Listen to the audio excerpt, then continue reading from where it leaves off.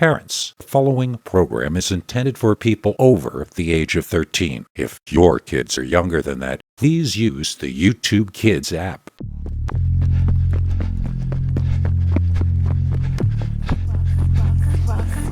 Welcome to Scary Stories, the channel that tells you scary stories.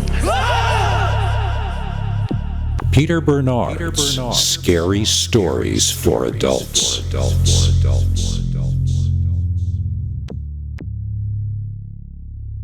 Welcome to the Scary Stories Best of Dogman 2020, so far at least, special.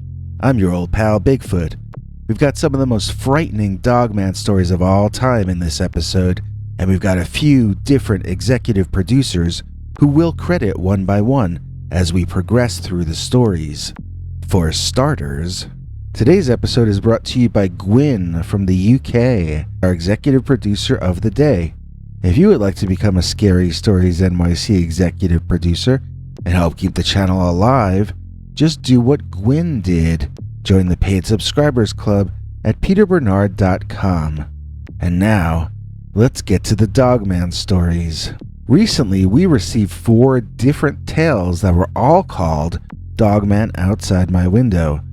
It seems to be a way people see Dogman fairly often, from outside their or someone else's house window near the woods in the dark night. I ran one of them that took place in England in our recent 2-hour special, and I've got 2 more of them in this episode. I've tried to come up with slightly different titles to distinguish them, as they both took place in very different locations. I can't decide which is scarier, and all I can say on that score is that I wouldn't want to be in the shoes of either of the people who sent these stories in. Let's start with the first one, which allegedly took place in Ohio of all places. It's pretty creepy, and we decided to call it A Werewolf Out in the Night. Dear Scary Stories NYC, this is a tale that I hate to tell. I'm hoping you make a good version of it so that the next time a friend or a family member asks me to recount this narrative again, I can just give them the link to your video instead. This is the story, going all the way back to the 1980s, about the time I felt weakest and most vulnerable in my entire life. This is the story about the time I was left home alone with a broken leg as Dogman tried to get into my house. Now, I like your channel, but I think too many of the storytellers tell us too much about their personal lives.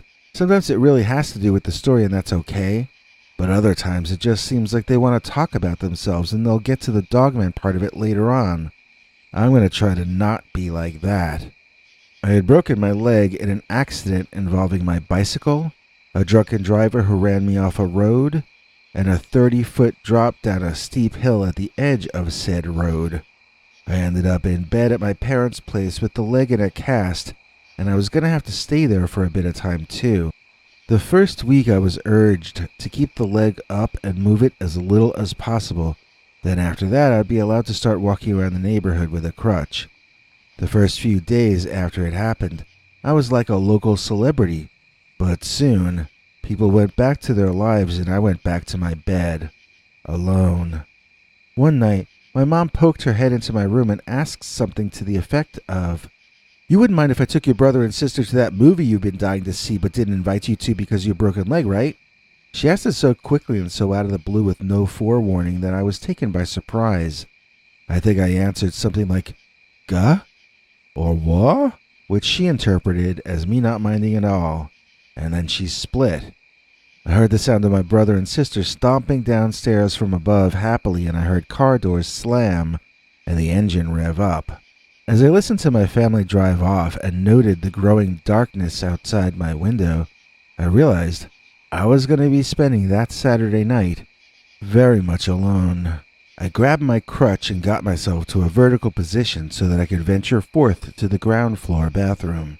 I don't remember if I mentioned, but my room was on the ground level of the house. That turned out to be convenient when this broken leg arrived. I could still get to the kitchen and the bathroom without using any stairs. As I was doing my clumsy stroll toward the restroom, I kept thinking that I was seeing things out of the corners of my eyes. I needed to go too badly to care that much about it, but I was concerned that I might be blacking out. It seemed like dark things at the very edges of my vision. As I became increasingly relieved while performing nature's duty, I saw something dark out of the corner of my eye, but this time I was certain it was out of my right eye. I turned my head and looked and saw the opaque white bathroom window letting in the night light in the backyard that had already been turned on via automatic timer. Dad had installed lighting all around the house to discourage burglary, and I was wondering if I had imagined it, or if something had briefly moved between that light source and the window I was staring at. I watched for a while, but didn't see the moving shadow or hallucination or whatever it was again, so I got situated with my crutch and began the long journey back to my bedroom. Once out of the room and into the small hallway leading toward the dining room, I saw peripheral shadows again out of both eyes, yet not at the same time. I turned and looked out of the windows to my left, then to my right.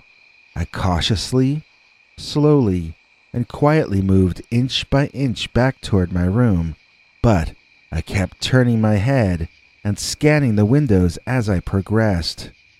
I didn't notice anything out of the ordinary, but I had the strangest feeling that I was being watched. By the time I reached the living room, I was certain I was being watched, and that it was coming from behind me, to my right. Turning as quickly and suddenly as I could, I looked all the way back to the window next to the bathroom looking out at the backyard. There, for a second, that felt like an eternity. For a second, that's burned into my brain from now until I die. I saw, from chest up to neck, up to yellowish 2-inch long fangs, up to glowing yellow eyes, up to pointed dog ears, what I consider to have been a Dogman. It stood there directly outside the window, demonstrating that it was about the size of my father, about 6 feet tall. That also meant it had to be standing upright like a human would, not down on all fours like a dog. This is why I say Dogman and not large dog.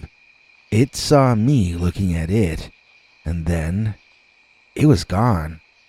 Through the window to my right, I saw a dark blur flash by, which I took to be the creature speeding off, running on its hind legs like an Olympic sprinter. I had seen it directly. I was now certain I was not imagining it earlier. That was a real, upright, walking canid, and it was really outside the house, while I was really inside, all alone. At this point, I should probably clarify where I was. My family lived on the edge of a town called Lancaster, which was, and is, about a 40-50 minute drive outside of Columbus, Ohio. It's not the biggest town, and not the smallest, and our side was suburban and woodsy. There's a lot of wilderness to the south of us, including the Tar Hollow State Forest and the Wayne National Forest. It wouldn't surprise me a bit if what I saw that night came up from the forested land to the south. That's what I was thinking that night. An incredibly fast-moving predatorial animal, either canine or an ursine or bear-like breed that was built fast and thereby imitated the traits of a canine animal. The thing about this one that set it apart from any predator I had been warned about in school was that this one seemed so adapted to moving about on only its 2 hind limbs, and moving about at speeds that rendered it a blur to human eyesight. Looking back on it, I have to say I wonder if such a thing could actually have been a natural animal. How could a 2-legged animal move faster than any known 4-legged species? I wonder now if it might have been something that people call supernatural or paranormal, and by that, I mean something which is far enough out of our current level of understanding that we would label it as seeming like magic. If this were actually a creature from our future, or from a more advanced culture seeking to appear as a natural creature, it might explain the superhuman speed and the way the eyes appear to glow from within. Of course, though, a cat's eyes can appear the same way if you take their picture with a flash, so it might not mean anything at all. It could easily have just been an illusion played on my eyes by the light. I have questions, but I don't really have answers. I resumed walking on my crutch to my bedroom. The black blurs resumed racing around the house in my peripheral vision. I tried to turn in time to watch them now. I wanted to know if it was just the one, or if there were a whole pack of them. I hurt my neck trying to turn around so fast, and then, when the creature ran hard into the corner of the house as it passed, making a loud thumping sound, I tripped in surprise and fell over my crutch onto the living room rug. I just wanted to cry. The pain was so sharp in both my leg and my hip where I had hit the floor the hardest. I was going to have to lay there for a while, throbbing, until I could pull myself together enough to get the rest of the way to my room. My heart was going so fast. It was like if you hold a small bird in your hand. That's basically what I was, a small bird. Its heart beating so fast that it might explode, captured and unable to move. As though sensing this, I could hear that Dogman hitting the house in more places now. It was a very disrespectful slap or shove each time it passed close to the place, as though it wanted to let me know it was not impressed with me, and it was coming to get me. I was crying, but I couldn't help it. My eyes were crying, I guess. I was gritting my teeth and breathing heavily, trying not to scream, until the pain sufficiently subsided enough for me to stand up. I remember using the piano bench to lean on until I was standing, and all the time, the dog was running around, banging on the house exterior. Or was it more than one? Maybe my problem was even bigger than I had realized. Finding it excruciating to move, like lightning bolts shooting through me as I took each step, I focused on forward movement and succeeded in getting into my room and locking the door behind me. Jumping and falling into bed, I got my foot up and prayed I would be left alone long enough that I could stop seeing stars shooting from the extreme throbbing painfulness. I found that focusing on relaxing and remaining perfectly still helped the awfulness to subside. But then, each time the dog would hit into the outside of the house, I would tense up all over again and have to sort of reboot my relaxation process. I was still crying, and my heart was beating faster than it was designed to beat. I was trying very hard not to panic. There was the sound of breaking glass coming from somewhere outside, and I tried to imagine which window it had just broken. Was the creature coming inside? Was it already in? Now I was frozen in fear. I wanted to call the police, but the phone was outside my door. The pains in my body were drowned out by my heart thumping loudly in my ears and the sounds of movement from outside my bedroom door. I thought I heard someone or something walking out there on the living room rug. My room was down a short hallway directly off the living room, so this was not a sound I wanted to hear. I tried to visualize what was going on out there, but my imagination was telling me that the Dogman was right there, or that it had come in through the window and was now going to try to get into my bedroom. There was nothing I could do about it. I couldn't even walk without a crutch, and the pain in my leg was now so severe that I wasn't even sure I could even do that. At this point, I believe, I began to cry in earnest. It seemed as though all hope were lost. I heard the doorknob to my door moving, and my weeping became louder. Looking over, I could see that the doorknob was being turned. If the Dogman understood how to use a doorknob, what defenses would humans have against them if they decided to take over? I felt like I was in a real-life horror movie. "Are you in there?" It was my mother's voice. "Unlock this door at once, young man." No matter how painful it was, I managed to hobble over to the door and open it for my mom. She stuck her head in quickly, sniffing around. I guess she thought I had the door locked so I could smoke or something. My younger brother burst into the room with his toy BB firing apparatus. Don't want to say that three-letter word. Excitedly telling me that he almost bagged a werewolf. Now, I, of course, wanted to hear his story immediately. He said he got out of the car when they returned from the movie to open the garage door for our mother. When he did, my brother said he spied a werewolf lurking around the house. He got his BB firing apparatus out of the garage. He took a shot at the monster, and he missed, crashing the BB through one of the house windows. So that was the sound of breaking glass I had heard. It was not the monster breaking in. It was my brother scaring the monster off. I told my mother that was why I had locked my door, because of the werewolf. My mother called us both liars, and to punish me, she made me pay for the window my brother had broken. I'd forgotten that last part. What a bummer. So, anyway, my brother and I were on guard for the werewolf from that day forward. But neither of us ever saw the thing ever again. Later on, we learned the term Dogman, and we decided that was what we had seen that night. But for the first few years afterward, we thought we had seen a werewolf out in the night. Don't go anywhere. We've got another Dogman story coming up right after this. Who goes there? Oh, it's you. I thought it was the Dogman. Say, let me be the first to invite you to spend Valentine's Day with me, Madeline Starr, as I host the Scary Stories Valentine's Day Dogman special from right here in Dogman Swamp. Please consider watching. Otherwise, I'll be here all alone with the dog-headed man outside my room. Dear Scary Stories NYC, this story happened just 3 years ago when I went to visit my grandparents in their retirement community in Florida.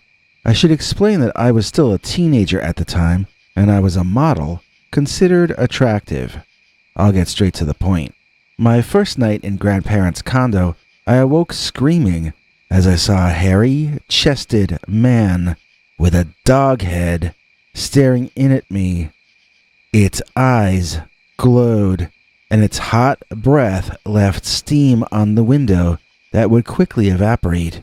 I screamed and screamed as I felt I was in a nightmare.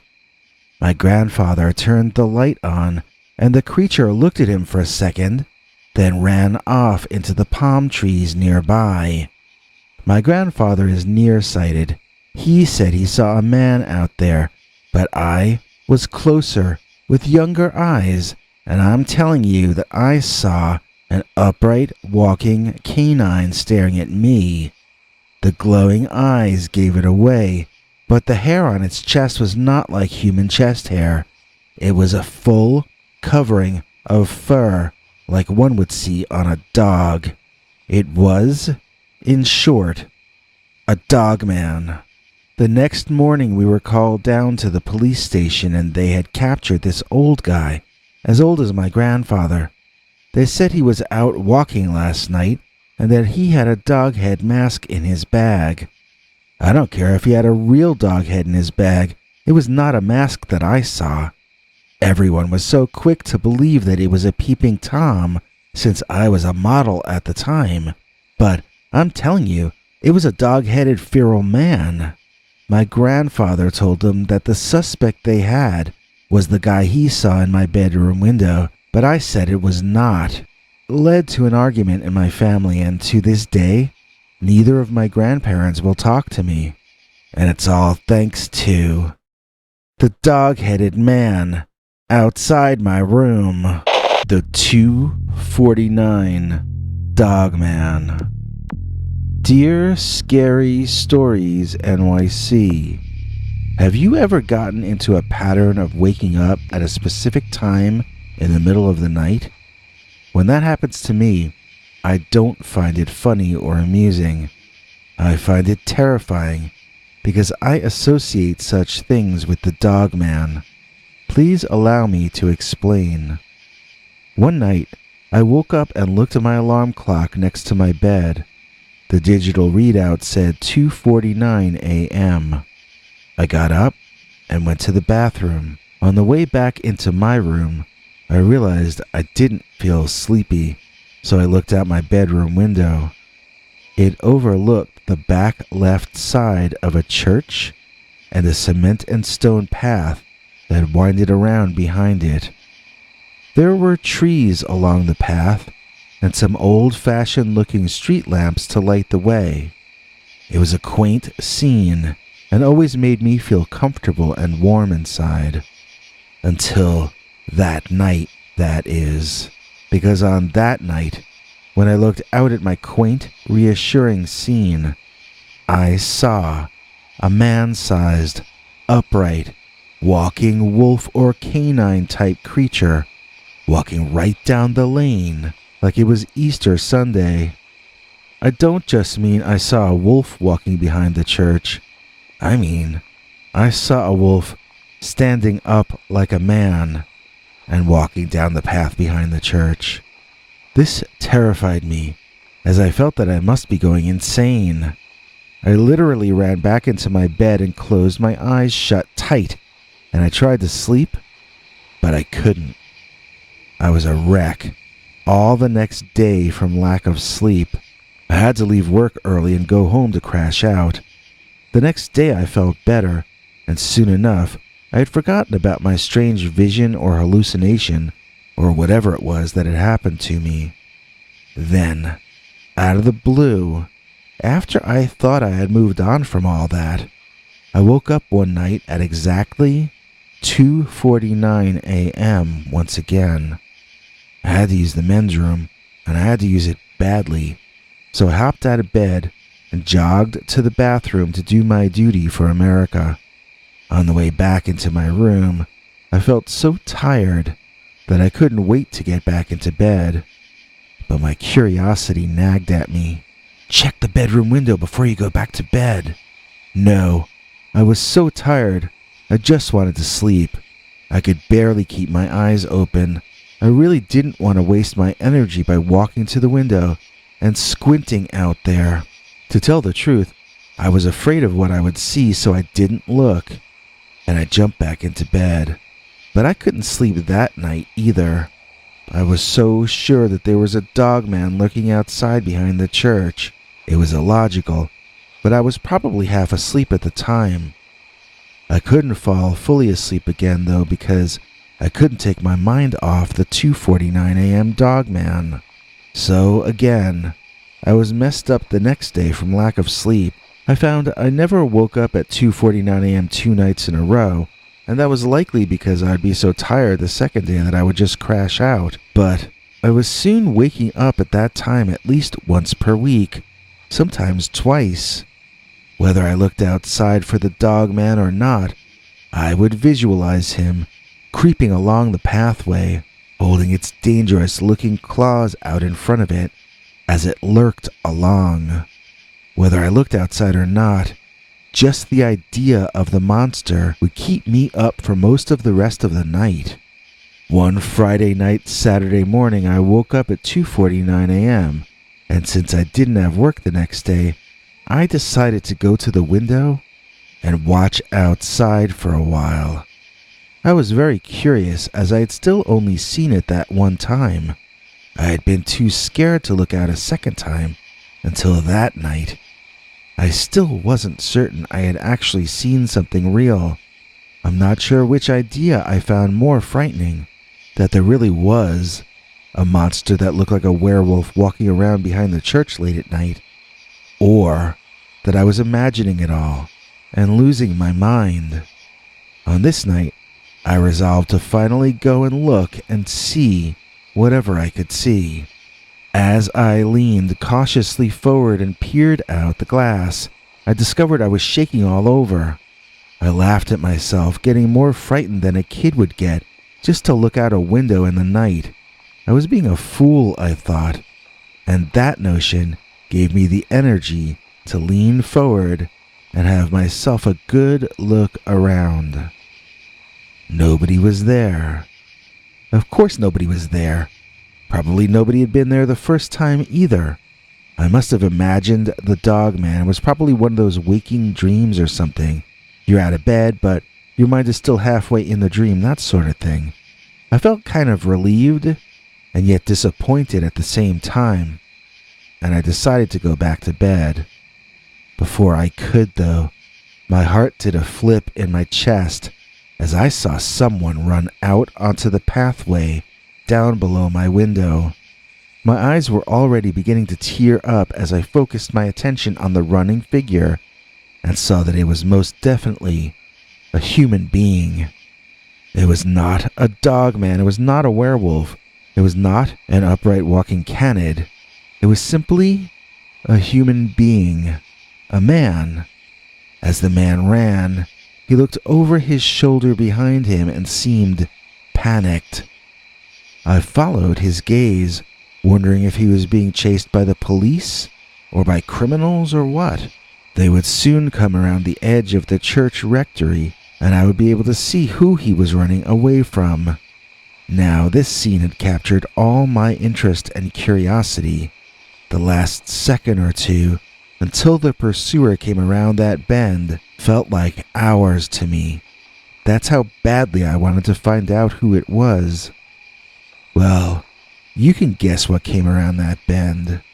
It had tall, pointed ears, and it had glowing eyes. It stood much taller than the man, in fact, ridiculously so. I hoped that man was very short, because if he wasn't, then this monster was just impossibly large. I watched as the dog-headed hairy giant walked bipedally after the man. While the human was running, the Dogman was only strolling along. It looked in every sense like something evil. I mean, what kind of a thing is so tall and has glowing eyes? Nothing that isn't demonic, at least in some sense. I got myself switched to the overnight shift at my job. I wanted to be as far from my home as I could manage when it was 2:49 a.m. Eventually, I moved just so I could go back to working days. But it's true, I actually switched to the night shift because of the Dogman. He didn't come around during the day, so it seemed safe to sleep days to me. I didn't care if I woke up at 2:49 p.m. So, in the end, I guess my defense against the Dogman was just to get up and run away. First, to avoid him, then to escape him. I never really have come to terms with the fact that this seems to be an actual real living thing. I can't think about it too much. If werewolves or dogmen are real in the same sense as you or me or bears or coyotes, then that means I need to completely alter my worldview. If it's not real in that sense, but possibly from another world or dimension, then that means I would need to crack my mind open in a completely different way. That's why my solution has basically been to just ignore it and run away.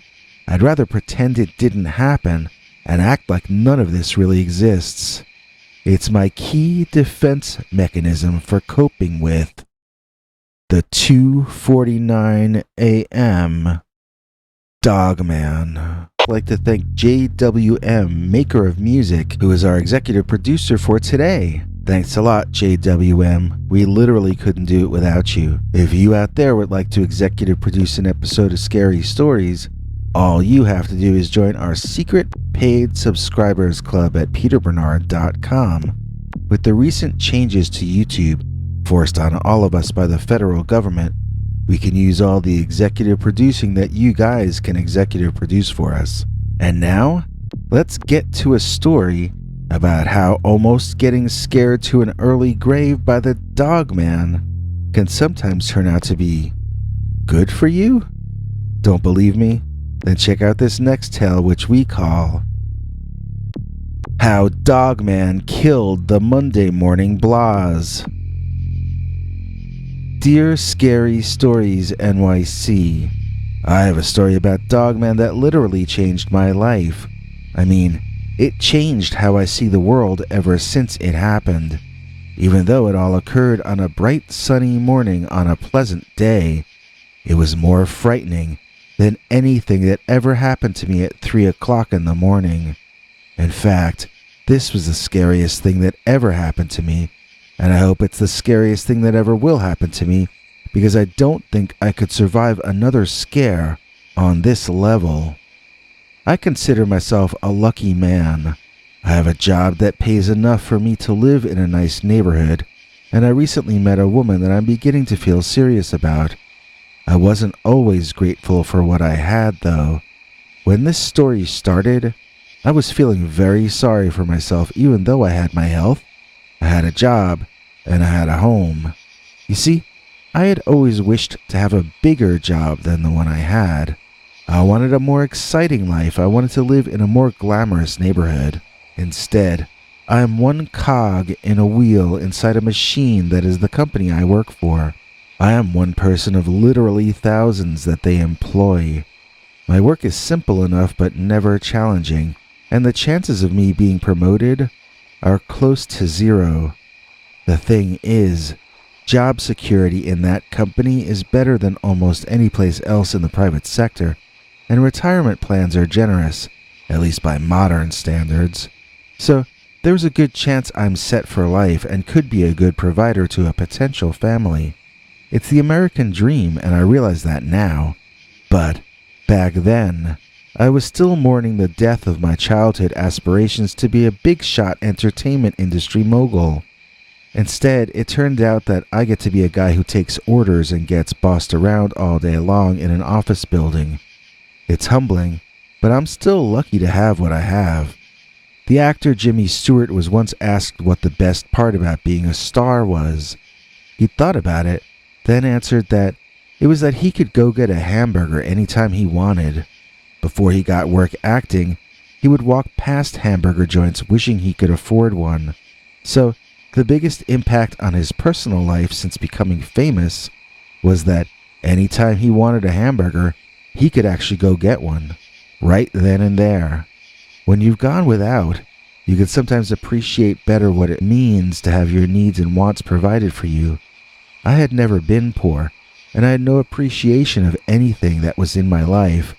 I was cranky, I was irritable, I was impatient, and I felt as though none of the stupid people around me recognized how important I was.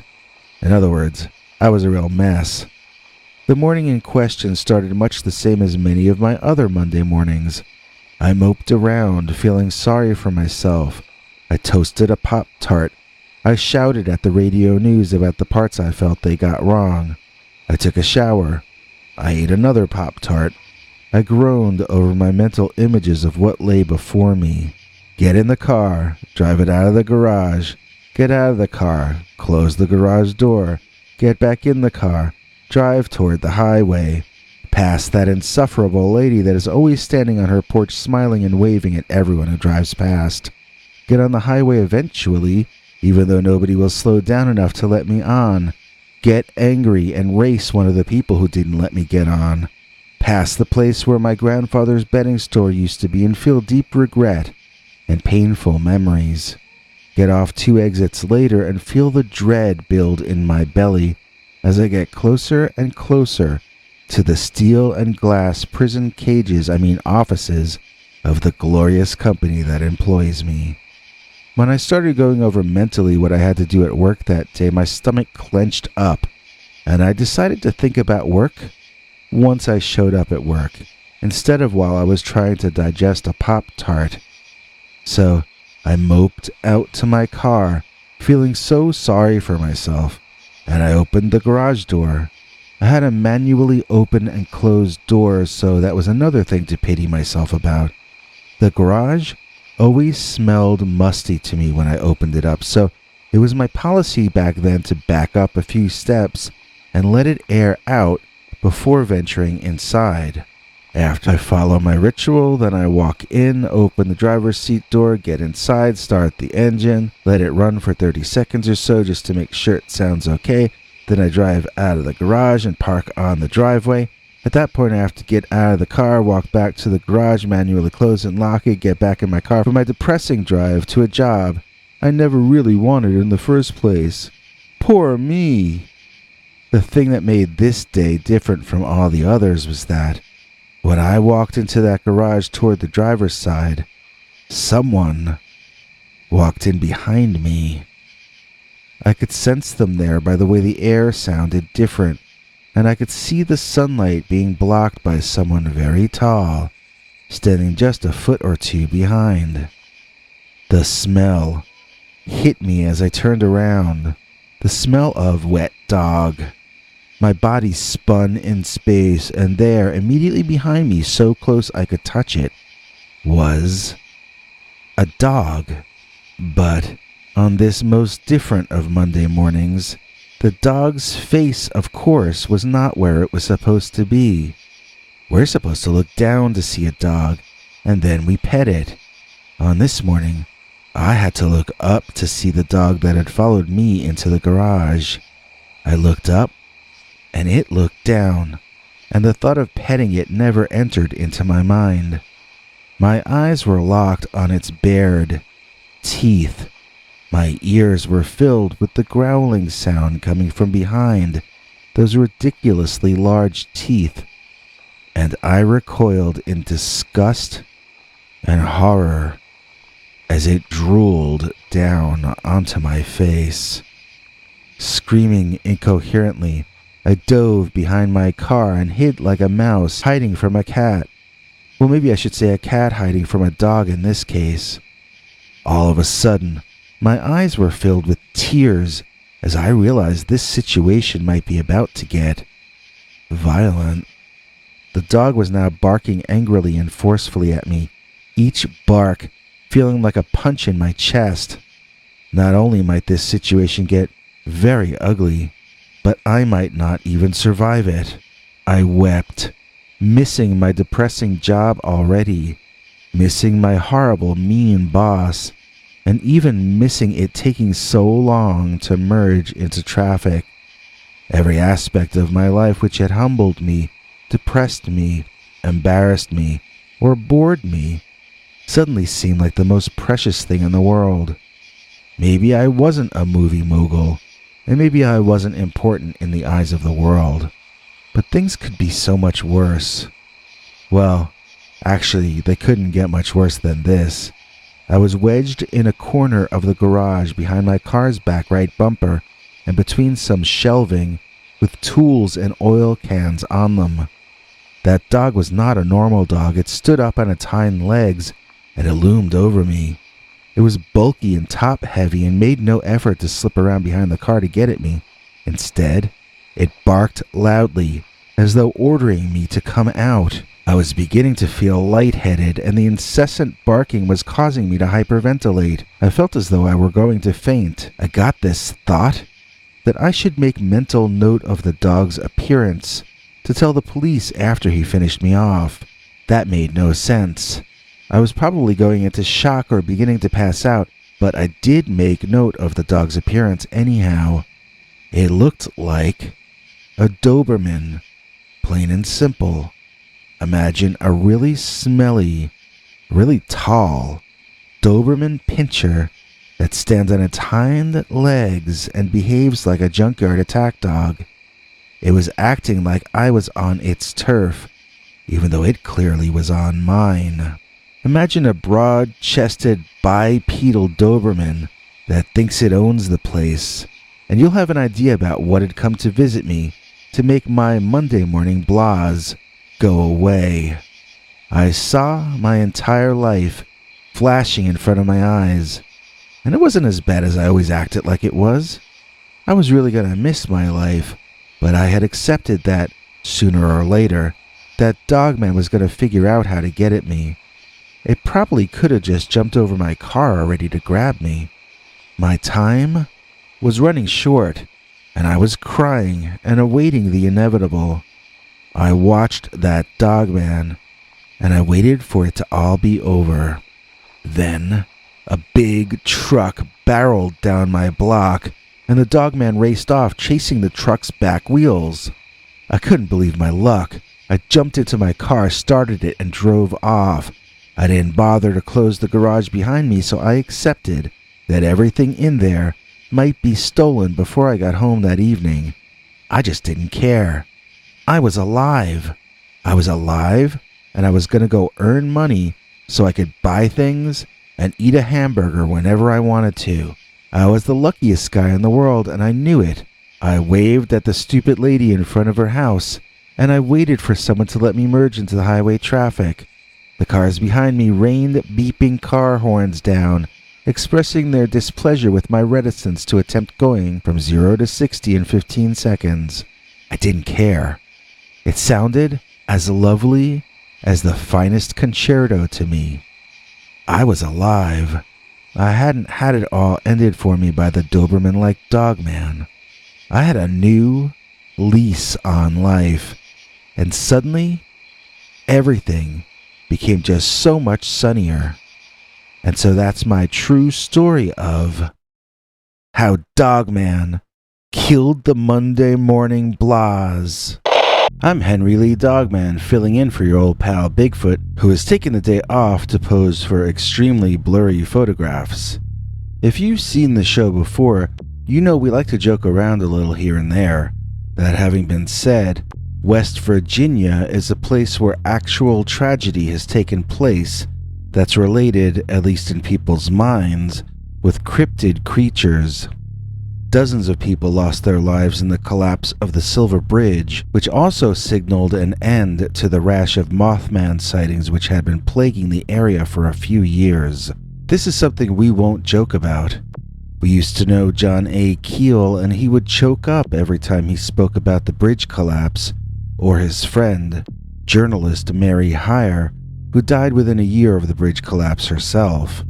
Well, Mothman is not the only terrifying cryptid people claim to see in West Virginia. The location is also famous for sightings of a huge, white, woolly, furred Bigfoot with sheep horns called Sheepsquatch. Laugh at the name all you want, but you wouldn't laugh if you saw one of these chasing you at night. Coming up next, we've got two never-before-heard stories. One that took place in West Virginia, and one that happened only a few miles to the west in Ohio. And both involve Dogman. We've got two different people giving their sides of a purported Dogman versus Sheepsquatch battle in a forest in West Virginia. And we've got this first story here, which we'll call Werewolf Waterloo. Dear Scary Stories NYC, I have a story to tell you about seeing the Dogman in Waterloo, Ohio, just outside of West Virginia. It was the most terrifying thing that ever happened to me, and I hope you run it on your show. There is a wildlife area that you encounter as you walk out of Waterloo to the west. I'm not sure if it's officially connected to the Sims Wildlife Area, but it is technically connected to it. In the forested land outside of Waterloo, there's a little lake called Pain Lake, and that is where I saw the Dogman. Things were not going well in my family life as this story began. I'm afraid the reason I was by the lake in the first place was that I was arguing with my parents, who had just instigated a breakup between myself and my girlfriend. They also created a situation that alienated all of my friends, and the short version of it was that I was completely alone. I was technically grounded, but I left whenever I wanted to, since the only thing they had left to punish me with was eviction, and I didn't think they actually wanted me to leave. It felt like everything they had done was to chase my life away from me and force me to go back to them. They were just afraid of me growing up and leaving, and so they were trying to destroy all evidence of my budding manhood. For this reason, I was plotting to get out of that town and out of their lives permanently. The only thing that you can do with overpossessive parents is abandon them. They really don't leave you any choice. It'll cost you your sanity to try to keep them in your life, and it isn't worth it. They only want to bleed you and drain you anyway. They offer nothing back and only weaken you. Obviously, I'm not speaking about most parents. Nothing is greater than a family that gets along. I have great admiration for families that support each other. Some families, though, are psychotic, and that's the adjective that fits with my parents. And so I had spent all day by the lake, staring into the reflections of the clouds on the surface of the water, rippling before me. I had been watching the sky turn to night for some time, so it was no longer the early part of the evening. It had to be fairly deep into the night, although I did not have a watch or a clock on me, and those were the days before cell phones. I really wasn't certain what time it was, and I wasn't sure I really cared. It was warm enough that I could try sleeping on a patch of grass again. I hadn't really liked that last time. Bugs crawled all over and into me all night. It was gross. It was also intermittently hot and cold, and I didn't want to do it again unless I had a sleeping bag or a blanket or something. I resolved to get up, walk home, see if it was mellow enough that I could crash in my own bed for a night. If it wasn't, then I'd grab a blanket or something and head back to the woods, looking for a dry enough spot to wrap myself in that blanket and try to catch some sleep. All I wanted to do during that entire period was sleep. I was just so depressed. It's very hard to deal with being emotionally down when everyone you know is participating in trying to make you feel worse. Even though my parents had caused all the fights then going on in my life, literally every one of them, nobody blamed them and everyone blamed me. They were really tricky and conniving, and they knew how to lie with a straight face, or even while crying and acting pathetic. They knew how to always reframe anything that ever happened, so that they came out looking like the world's greatest victims. And so, of course, everyone always felt bad for them, and looked down on me as a bad son, because they described me to people that way. Each time they had turned someone against me, they would high-five each other and laugh, but nobody would believe me when I told them this. The curse of having dishonest parents who have taught themselves to cry on command. So, there I was trudging home through the edge of the natural area, heading back toward my home near Waterloo. I was thinking about nothing but my troubles, and so I hadn't noticed how dark the night was and how quiet all the animals had become. Even the crickets were silent, so the only sound left was the breeze blowing through the trees. It would have been a good thing for me if I had noticed this all a bit sooner, but that's the thing about the troubles in our head. They distract us from the reality all around us. My parents, my former friends, my ex-girlfriend, they were all trying to cast bad magic spells onto me, trying to label me as evil and claim I did things that I didn't do and would never do. My mother and father knew they were lying and took great delight in it and the misery it caused me. When I saw the evil in their eyes, I understood that the universe makes no sense.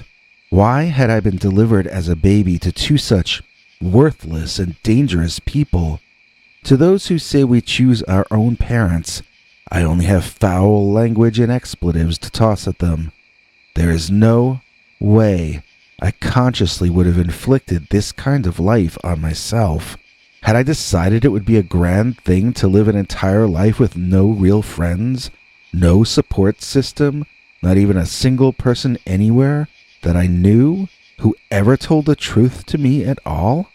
What could I possibly have done in a previous life to merit earning this life now? I just don't believe we have a choice where we are born, and I think the universe is sadistic, cruel, and mentally ill for the choices it inflicts upon us. That having been said, once again, don't forget to call your mom and dad this weekend. I'm sure they love you. Just because my parents weren't capable of loving doesn't mean you shouldn't love your mom and dad. In fact, it's even more reason to love them back and make sure they always know how much you appreciate all their sacrifices and everything they ever did for you. In the case of my parents, I even wonder why they did as much as they did. Like, why get up at night to give me a bottle or change my diaper if you're only going to abandon me in the cruelest fashion you could devise later on? I think evil is insane because it goes against everything that feels good. I think my parents spent so long making sure that they were as evil as possible, and I think in the end it drove them completely crazy. So that night, I entered the house as quietly as possible. I was so tired.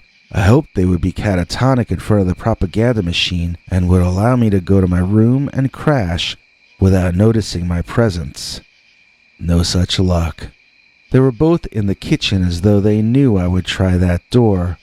I was met with immediate hostilities, and I gave up all plans of staying in the home. My dog came to say hi to me and got yelled at for it by these monsters. I grabbed a thick blanket or comforter or something and told my dog that I loved him while he whimpered, and then I went out into the night to find a patch of dirt to call my own.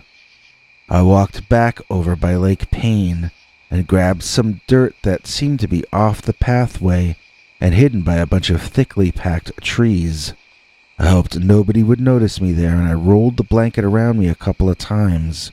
Eventually, I started to warm up. Then I started to feel too warm, and then I needed to go to the bathroom.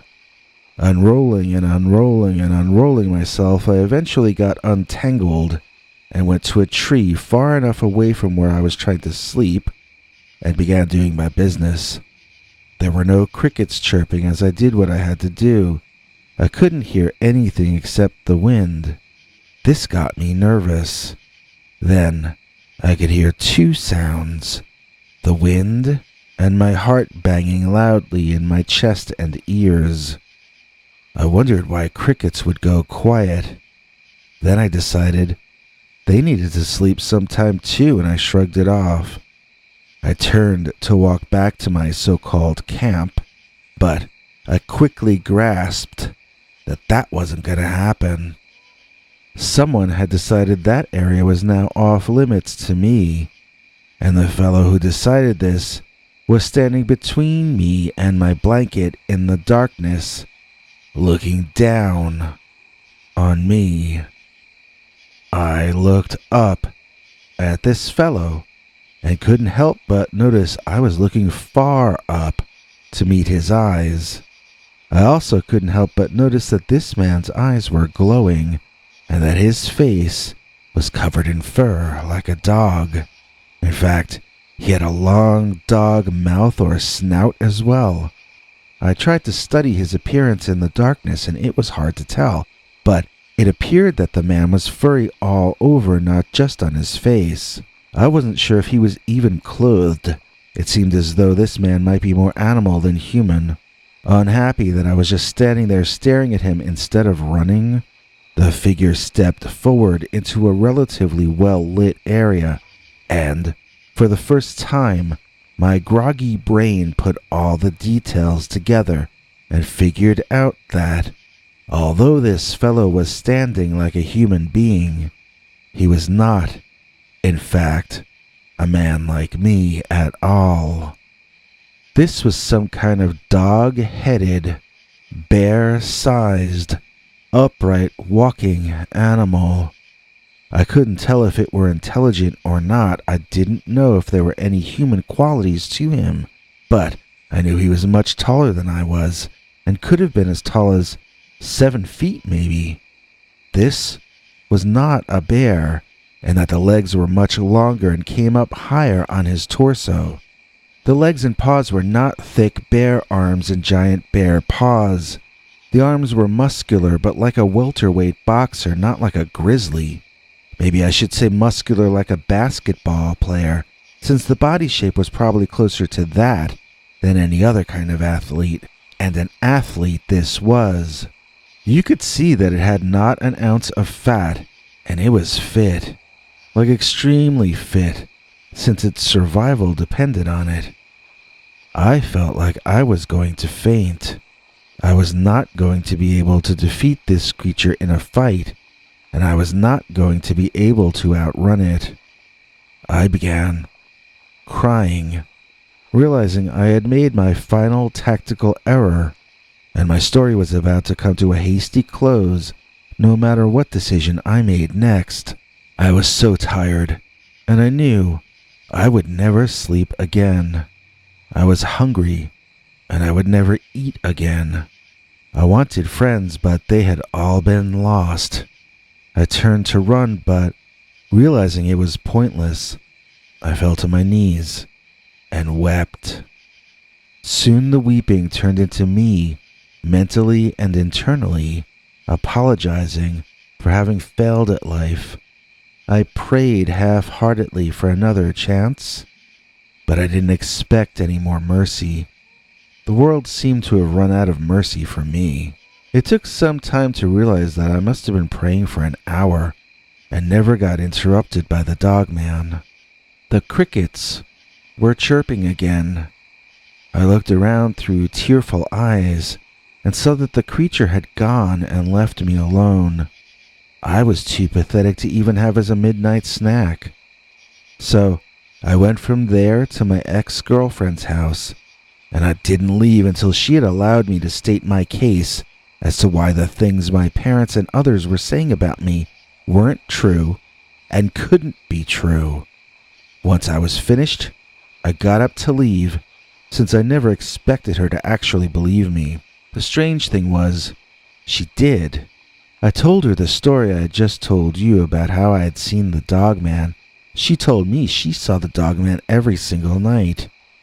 At that very moment, as if on cue in a corny old horror movie, we both heard a long, loud, mournful, sad, horrifying wolf howl. It seemed like it was never going to end. My ex-girlfriend and I made up in that moment as we both hugged each other for comfort. The wolf was outside our door, and I knew we were inside. The story was not over. The story was only just beginning. The end. Brrr, I got goosebumps under my dog fur. That one was pretty creepy. Next up, we have to go only a few miles further east, still in the same vicinity of Waterloo, Ohio, but further east into West Virginia. This story is set in a preserve, though, a natural area set aside by the government, allegedly to preserve the animals and ecosystem. Some people say that some natural areas weren't created to preserve anything. They were created to hide things. Well, if so, the park in this instance failed to hide a most epic battle, as two men both joined together to send us this account of both of their experiences witnessing the awe-inspiring and mind-numbing story of the Dogman versus Sheepsquatch battle. Yo, dude, I've got a major story for you, like breaking news and all that. This is the story of me and my homie Hector just last week in West Virginia, seeing the Dogman for real. And not only that, we saw the Dogman fighting some other kind of monster that I know for a fact you've talked about on your channel. So here's what went down. We were in the Crown City Wildlife area, and we shouldn't have been. I mean, it was after dark and we should have left already. Whatever, we both still live with our families, so neither of us were in a rush to get home. We both looked for stuff to do into the night, and the park is free, so that sometimes ends up being what we do, just chill with nature and all that. So we were both leaning against a big rock and talking about which girls were hotter that we knew versus what we saw on Instagram, and we heard the weirdest scream we ever heard in our lives. We both went running toward the sound of the scream, but we were careful because it might have been a mugging or a gang fight, and we didn't want to get caught up in someone else's argument. We didn't have to worry about it. When we reached the location that the scream had come from, we saw not one, but two of the most unbelievable things we've ever seen. One was dark and hairy from head to toe, had a long tail and a dog head. The other was as white as snow, taller than the first one, and seemed to have ram's horns on his head. That notion was underlined when it bent at the waist and ran toward the other creature as though trying to ram him with his horns on his head. Neither of them was wearing even a stitch of clothing, even though both creatures were standing upright like men. Hector let out a gasp, and both of the men or animals or whatever they were turned to stare at us. The white one grabbed a rock off the ground bigger than my head and threw it at us, sending it whizzing through the air and erasing every leaf and branch in its way. We knew that could have been us, so we ran. We just ran. That had to be Dogman, and that had to be Sheepsquatch. There's just no way what we saw wasn't those two. I got Hector to write down his side of it, so here's what he has to say. This is Hector speaking. I did not gasp and draw the attention of the animals. My friend stepped on a twig, and that gave away our position. Also, I do not agree with him that we necessarily saw Sheepsquatch and Dogman. The large, white, horned Bigfoot that we saw had ram horns, not sheep horns. Calling it Sheepsquatch, therefore, would not fit.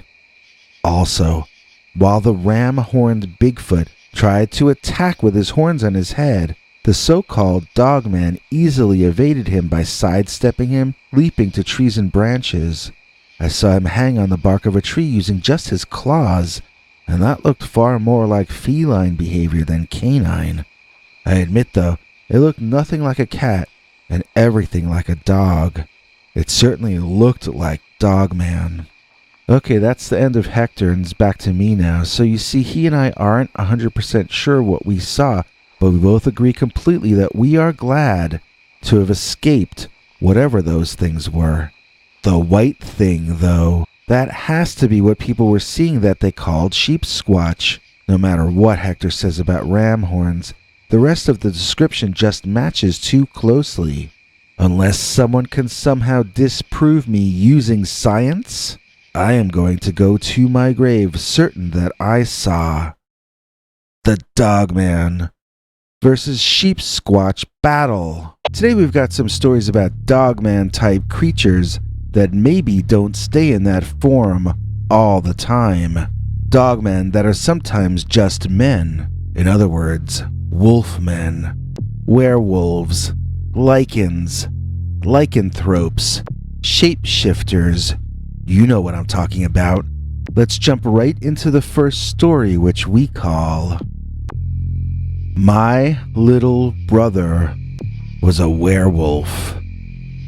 Dear Scary Stories NYC, I come from a fairly well-off family, and when I was away in college, my parents both divorced and remarried.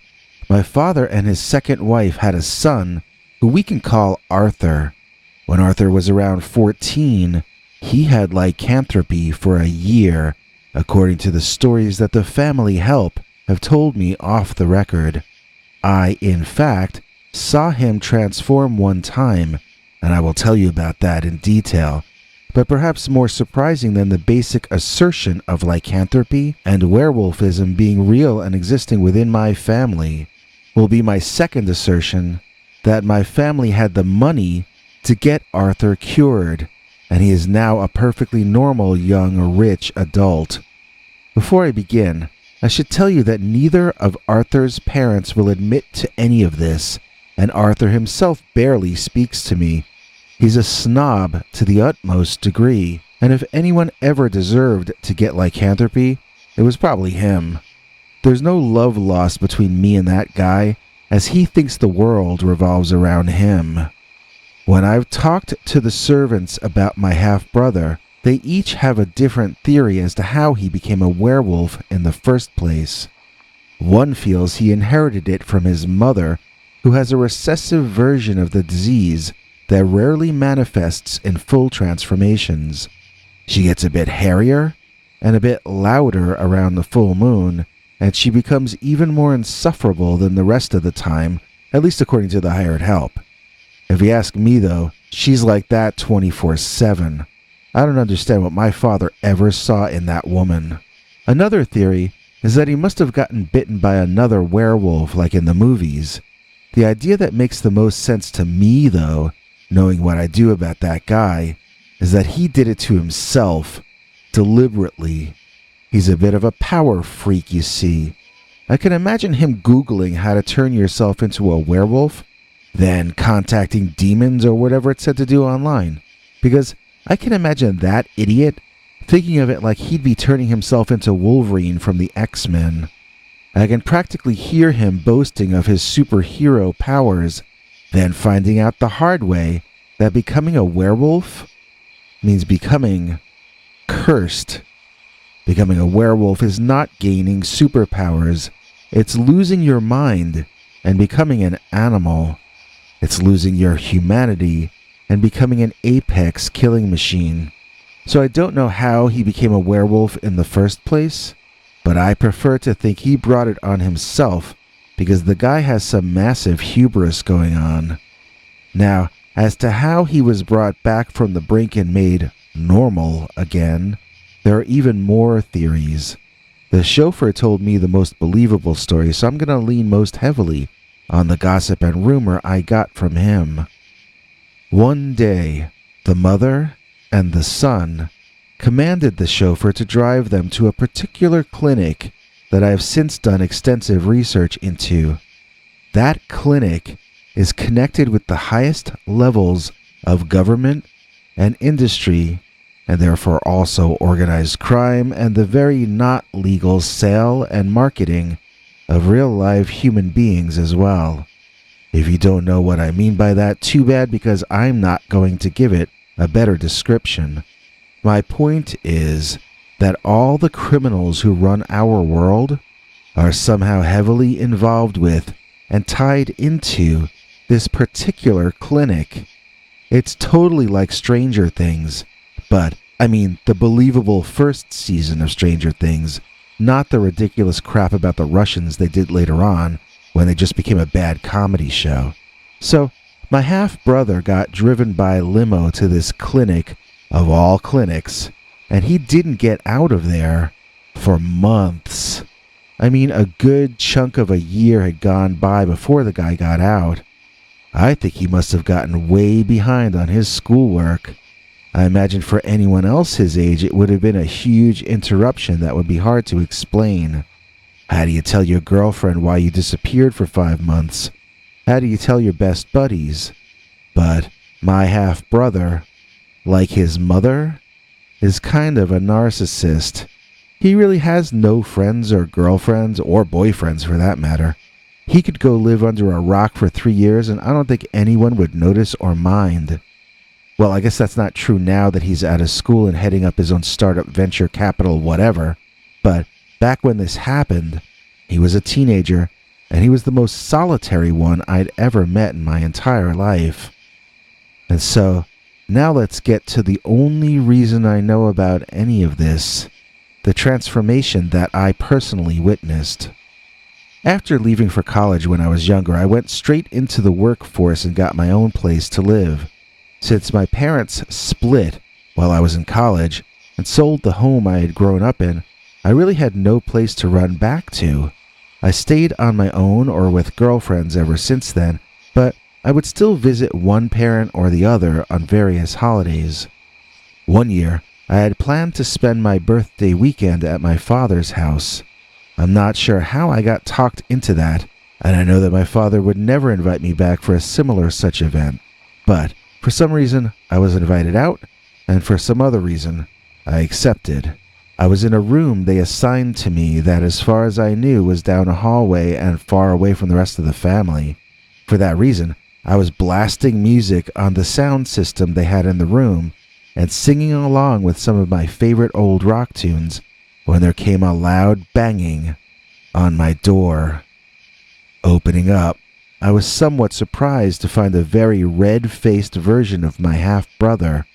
He stormed into the room, turned the music off, then proceeded to lecture me about the dangers of loud decibel sounds and his need for quiet due to his, quote, medical condition, unquote.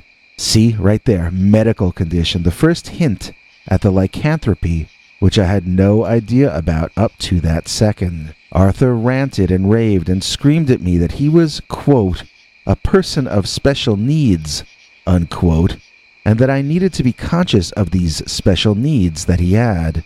He was so proud to be ill, he identified with the illness. He seemed to think it made him more important, and that he had more rights than I did because of being such a special sick person. It was the Victim Olympics, sort of. He was sick, and in his mind, that made him more important than you. Well, I'm not a very sympathetic person when I get these kinds of lectures. I don't remember what I said, but I'm sure I was making sarcastic retorts to his demands for special treatment, and I'm sure I was enjoying myself as he grew louder and angrier, and his face grew so red, it was almost purple. I mean it. I never saw a young guy get that upset about anything. It was so bad, I thought he was having some kind of a heart attack when it all first started happening. It was an attack, all right, just not the kind I thought. Arthur began to tear at his shirt. The collar seemed to be too tight for him. I was wondering if he was suffocating or something at first. I watched as Arthur suffered in apparent agony, throwing himself around the room like he was being pulled around by invisible strings. It was the most horrible thing I'd ever seen in my life. Yet, I remember I was laughing. Such was my disdain for this guy and his mother that watching him in torment was entertaining to me. But then, he started to change, and I got frightened for my own safety. The guy grew hairy. I don't mean I sat there and watched hair grow from his arms in real time. I mean, he'd roll over my bed, disappear on the other side, stand up, and he'd be hairier than he had been. Then, he'd collapse sideways, moaning, and come up hairier than that. His body contorted into terrible shapes that were not what he was supposed to look like. His legs cracked and bent this way and that. His face grew longer, more like the head of a dog. He was becoming a kind of a human dog, right in front of my eyes. His fingers now ended in claws, and he tore up the comforter on my bed as though it were tissue paper. He was screaming by now, and it didn't sound anything like a human being at all. I ran past him toward the door of the room, and he snapped at me with his long dog snout, like he was some kind of a shark or something. I barely avoided his biting and made it to the hallway. I remember screaming and running through the big McMansion, not really sure where I was going or where I should be going.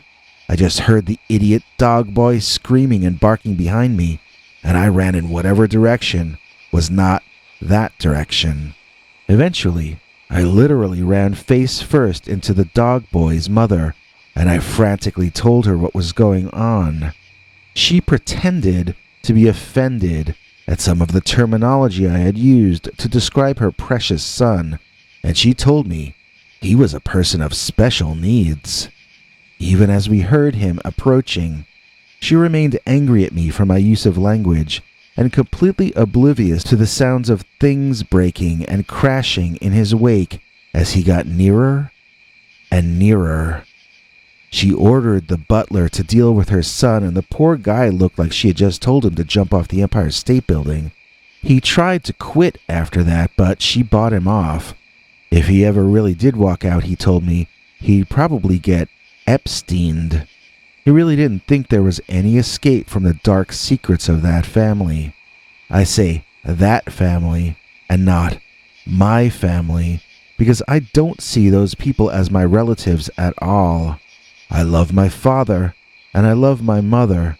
The people they have chosen to marry since our family dissolved are not my family, and that's all I have to say about that. So, Apparently, if you are rich enough, or if you know enough of the most horrible people on the planet, you can be cured of being a werewolf. I can't give you more details than that, which is probably fortunate for me. If I knew any more, they might have shut me up by now. If any of you know any other facts about lycanthropy that I don't, I hope the info I've provided in this narrative will help you put some pieces together. As for me, this is my one statement on the matter. I'm hoping I never encounter another lichen in my lifetime, as I already feel like I know too much. It's just a subject that it isn't safe to know too much about, in my opinion. And if you run into me in person and you ask me about any of this, I'm just going to tell you it's a bunch of hooey I made up just to see if Peter Bernard would actually read it online. I don't care if you believe a word of any of this. In fact, if you're smart, you'll be like me and say, it's just a story, just a made-up story. But if you catch me after a few drinks when my lips get a little looser, it's not impossible that on some night I might come out and admit to you that my little brother was a werewolf. I knew who the werewolf was. Dear Scary Stories NYC, when I was a young teenager, I used to hang with a few other guys and we would gossip a lot. One of the kids said that his older brother saw a werewolf at the edge of town, and of course, we absolutely believed that this was so, unquestioningly.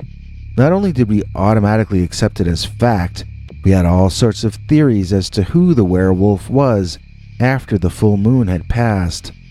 This was back in the late 1980s before I ever heard the term Dogman. When my friend's brother said he saw an upright walking dog-headed man, to us back then, that meant a werewolf. We had no ideas in our heads about werewolf-type creatures who stayed in that form all the time. If a hairy creature had a dog or wolf-like head in those days, we wondered who he was when he changed back. Now I'll be honest, I thought it was the preacher right from the get-go. The report was in the area that the preacher lived in, and besides, I had seen that Gary Busey werewolf picture, and, spoiler alert, the werewolf in that one was the preacher. That movie made a big impact on me. It really freaked me out. In my mind, what had been seen at the edge of town was something looking just exactly like what I had seen in that movie. So one winter full moon, we all dared each other to go walking through the preacher's neighborhood over by the edge of town. We really weren't expecting to see anything. By that point, I think we were starting to grow out of believing in monsters. I swear to you that on that night, as we walked through the dark and pretty tree-lined streets of suburbia, we saw something lurking down a street, heading toward us. We all hid by a tree and a bush, and we watched the creature walk closer to us and pass us across the street. The closest the thing came was maybe 60 feet away, but even in the darkness, we could get a pretty good idea of what we were looking at. Now, this was not the thing that had been in the Gary Busey movie. This was something far more horrible looking. It had these skinny back legs that it stood on, and a huge, massive chest and head.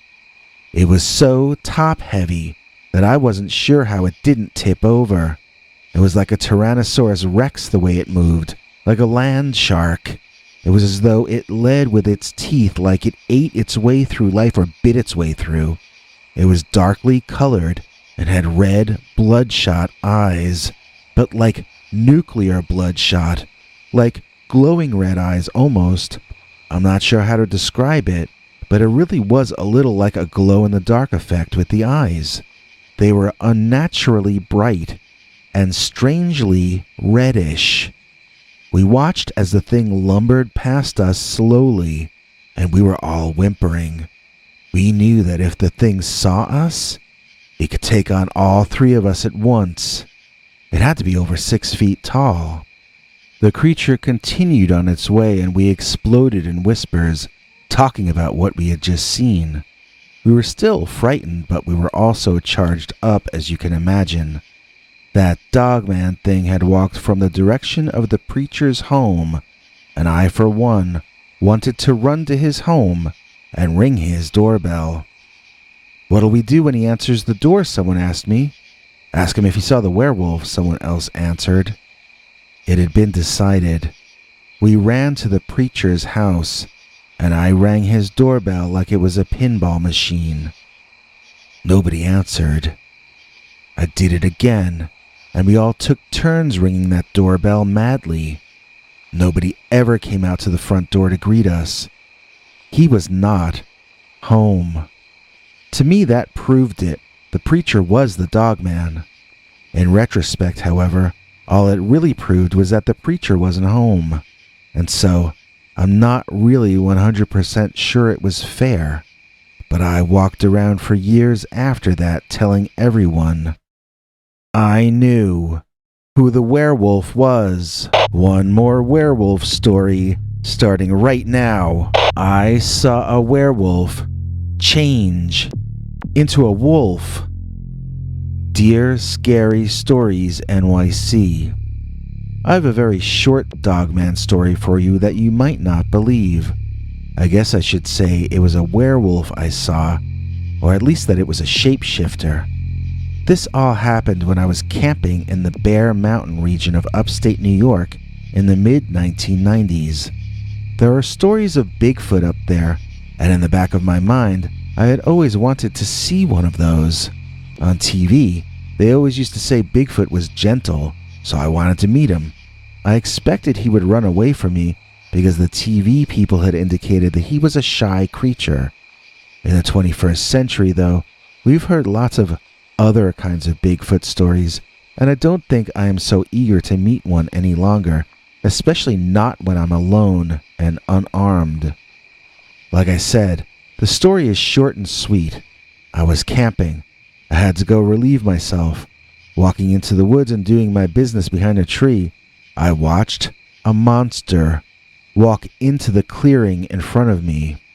I don't know what you would have done if you were standing in a dark patch of foliage with your pants down around your ankles when a hairy man with a dog head, so tall that you had to look up to see his head, just walked slowly right into view in front of you. What I did was, I held my breath, and I tried not to move a muscle or make a noise. I was afraid the creature would smell me there, but as it turned out, it had problems of its own and wasn't paying any attention to me at all. I heard a crackling sound, like snapping twigs, and I realized it was coming from the Dogman itself. The thing was twisting and turning and making sickening gurgling sounds as it vibrated and gyrated and plopped down onto the ground. Within just like 15 more seconds, the creature had reformed itself into a four-legged giant wolf-like shape, and it ran off at great speed. I could hear it running through the woods long after it was out of my view. I had seen a werewolf walking bipedally. Then, I had seen it transform into a four-legged creature and run away. I had seen this with my own eyes. There are some kinds of dinosaur bones that have been classified as their own species for generations, only to later be reclassified as some other dinosaur, but during a different stage of life. Has anyone ever thought that maybe the reason we have never found Dogman bones to prove they exist is because before death, they may revert to their wolf form? Maybe some of the wolf bones we have in collections are really the bones of the Dogman?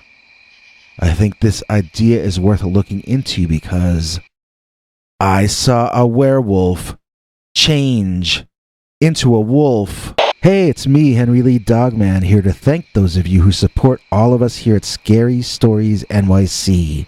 It really helps us if you click like and if you forward our videos or leave cool comments. If you can, it helps us even more when you let us share our 25-episode and growing collection of uncensored, scary Dogman stories with you by becoming a paid subscriber at peterbernard.com.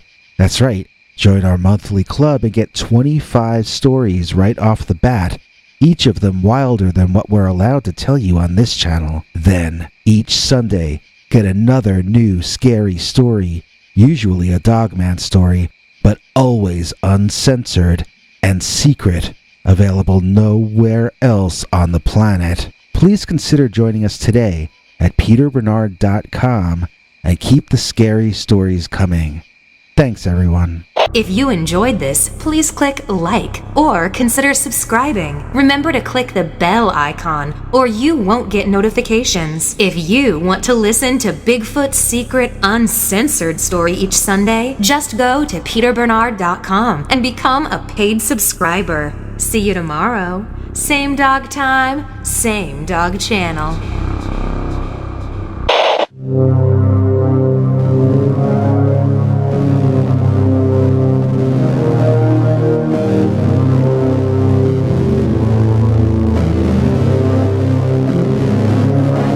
Come back for more scary stories. We've got an all-new Dogman story that takes place in the middle of the night coming up in this show. You know, we've been getting requests lately for Bigfoot stories.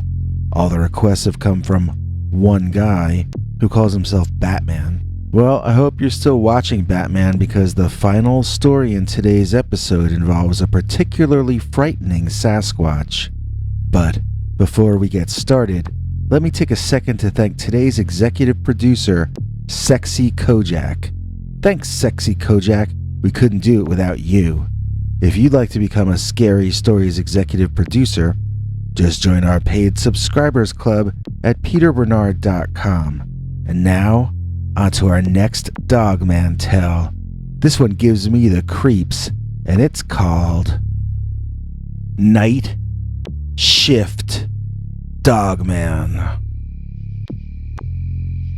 Dear Scary Stories NYC, I've got a scary story to tell you that happened to me personally when I used to work as a security guard on the night shift.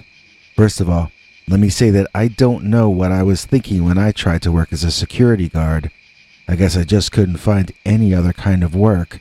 I'm the worst choice in the world for a security guy, though, because I'm such a chicken.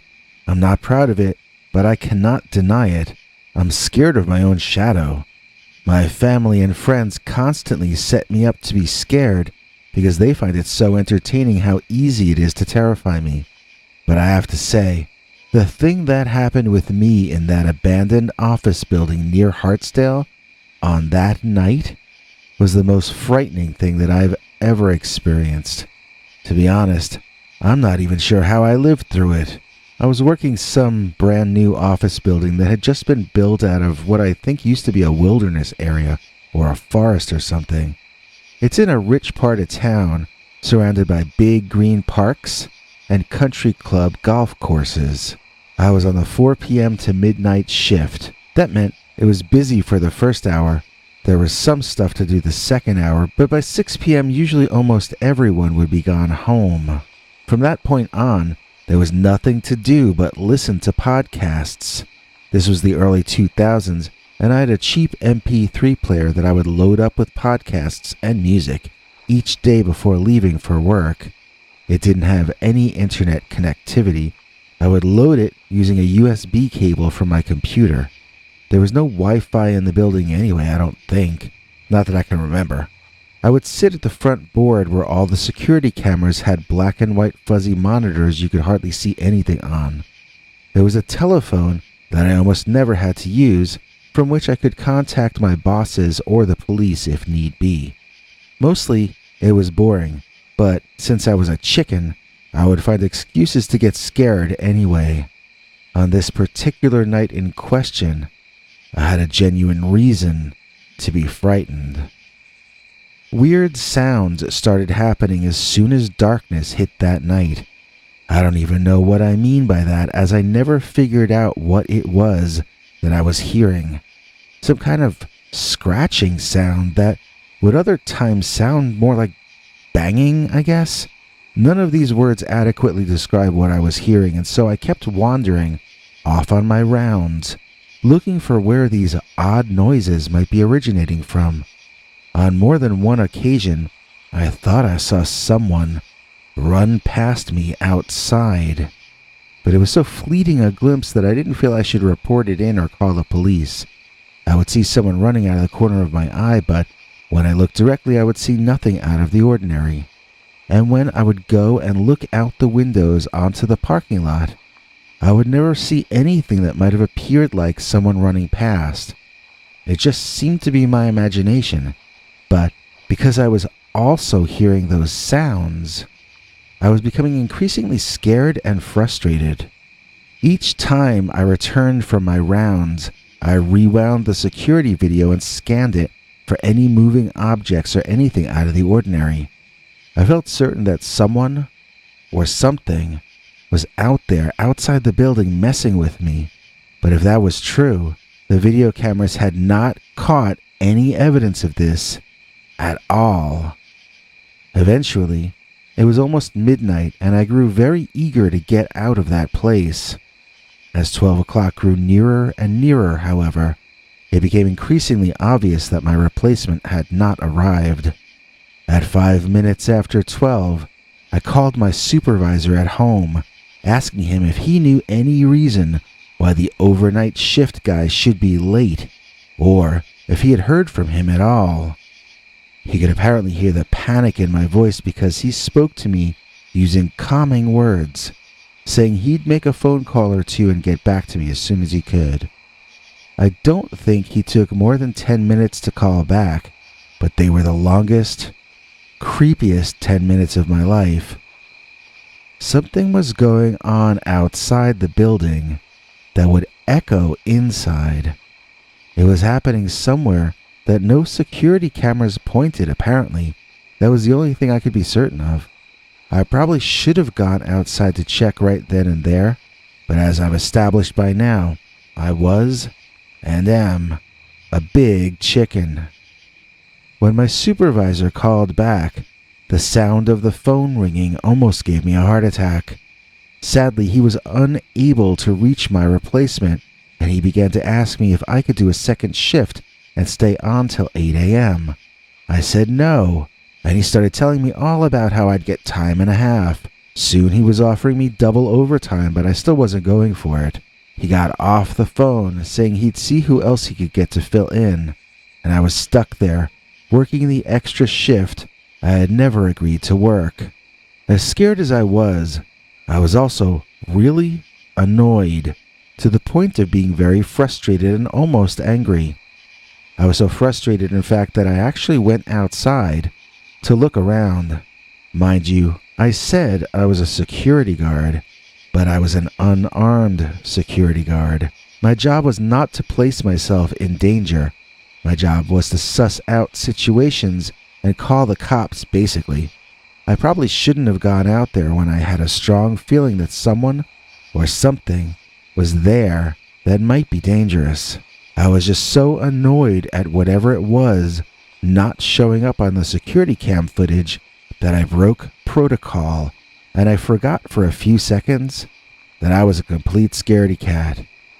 There was a spot around the side of the building that I never recalled seeing on the cameras. That was the main area I suspected of being the origin point of the strange noises I'd been hearing. I barged out one of the side doors of the building and headed down toward that area, glaring and glowering. Long before I could get down to that part of the building, however, something caught my attention out of the corner of my eye, and I turned to my right to see the single most amazing thing I've ever seen in my entire life. There, across the parking lot, and towering over the garbage bin it was standing next to, was a huge, as in massively large, wolf. What's more, the wolf was standing on its hind legs, with one front leg leaning on the garbage bin for support. I screamed like a little girl. The thing hadn't noticed me. Then I screamed like a baby, and then it turned and got me in its sights pretty quickly. Before I could reverse myself and run back inside, I saw the wolf creature begin to move itself in my direction. It did not run like a wolf, and it did not run like a man. I would say it ran more like an ape, like a gorilla or a chimp. It would put its front paws down on the ground as part of its run, and it was moving quite quickly in my direction. As I made the last few steps to get back inside the building, I could hear it panting and out of breath behind me. Getting inside and locking the thick glass door, I saw the monster throw itself against the barrier and try to force its body through. The dog-wolf thing was so huge, it towered over my head and blocked out my entire view of the parking lot. I ran back to the control board and looked at the monitors. The dog was not on any cameras. I rewound the one that should have captured me running back in, and sure enough, there I was, looking like the chicken that I am, running frantically inside. I looked like an excerpt from a comedy horror film. It was embarrassing. After a few seconds of waiting, it dawned on me. The Dogman never appeared. The camera had captured me running, but had not caught what I was running away from. I rewound the video again, but it still was not there. It should have been there, yet it wasn't. I could still hear it outside, banging and howling, but it was not showing up on the security camera monitors. All of a sudden, I started to wonder if something had happened to my replacement. I wondered if perhaps he had run into that Dogman on his way in, and if that was why we couldn't reach him. I knew it was time to call the cops, but I was already trying to decide what to tell them. I had no video proof that the monster was even there. If I told them about seeing a dog-headed giant ape thing, they were not going to come out and investigate. My only evidence was the video showing me running away from something. I would tell them I saw some bad guys, some armed bad guys. My replacement hadn't arrived, and I thought I saw armed men outside. Would that work? Maybe I should tell them I saw a bear. My mind spun. I still hadn't decided what to say when I got through to the woman on the police dispatch line. I told her my location, and I told her my replacement had not arrived. I had gone outside to investigate, and I had seen what I took to be a group of armed men hiding in the shadows. Well, that worked. Within a half hour, the cops were there, my supervisor was there, and I couldn't see the Dogman anywhere. The cops escorted me to my car, and I drove away from that building and away from my short-lived career as a security professional. I'm better suited to safe desk jobs in offices. I learned that the hard way, courtesy of the Night Shift Dogman. The Flintstone Sasquatch. Dear Scary Stories NYC, when I first started dating my wife, she was an outdoors person. I was a pale skin who never went outside at all. They say opposites attract, and we were certainly attracted to each other. I altered my life to learn to live outdoors the way she did, and I was never happier. Our happiness was short-lived, however, as everything about our lives was drastically changed by the life-altering Sasquatch. We had been married 3 years when the event occurred. Martha and I had rented a trailer, connected it to our car, and had been spending the summer driving from location to location, living out of the trailer. We were spending a weekend near a tiny little place called Flintstone, Maryland. I swear that's its name, and no, we didn't see Wilma or Betty there. Unfortunately, my wife did see something that you could call prehistoric, and it changed both of our lives permanently and irrevocably. My wife, in those days, used to get up before dawn, at least when we were on the road. She couldn't wait to face each new day. When she could get me up too, we would go for a walk or a jog, depending on what period we're talking about. If I needed more sleep, Then she'd find something to do around the trailer until I got up. This one morning, she wanted to go for a hike, and I wanted to get more sleep, but for some reason, she decided to go take the hike by herself. This was not a very safe or wise decision, and I know she's tormented by nightmares to this day, where she wishes she could have chosen to wait for me to get up before going hiking. First of all, it wasn't completely light yet, so the darkness was something to consider. Second, she had no weapon on her for defense, and she had no GPS equipment on her for tracking. She was completely unprepared for this hike, and she will tell you the same thing if she talks about any of this. She and I are both very confused, as it seemed so out of character for her to have made these poor choices. According to the story my wife tells, she was climbing a hill behind a church when she felt an odd sensation in the lower half of her body. It was like a deep bass drum sort of feeling, as though the ground were being pounded by something very strong or very large. There was a small but steep hill directly in front of her, and she felt the sensation was coming from either inside or underneath that hill. Suddenly, peeking over the top of the pathway's upward incline was what seemed to be some sort of very hairy caveman sort of a thing. He had heard her approaching and had run back to get a glance at her.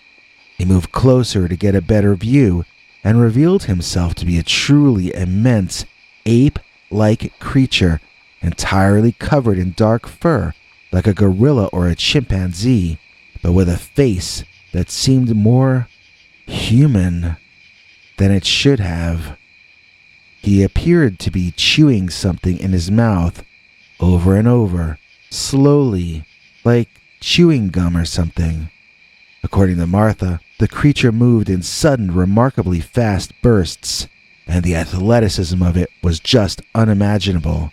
It always kept its eyes on her, with a bored and scornful expression, and always it continued to calmly and slowly chew on whatever it had in its giant mouth. Martha was fully aware that she was not in control of this situation, and that it was this strange monster man who would decide her fate. My wife cries when she talks about the next part. She noticed in the left hand of the creature a torn piece of fabric. It was not light out yet, but she feels strongly that he was holding a torn, black, heavy metal band t-shirt. The implications of that hit her hard, and my wife says she fell to her knees at that point.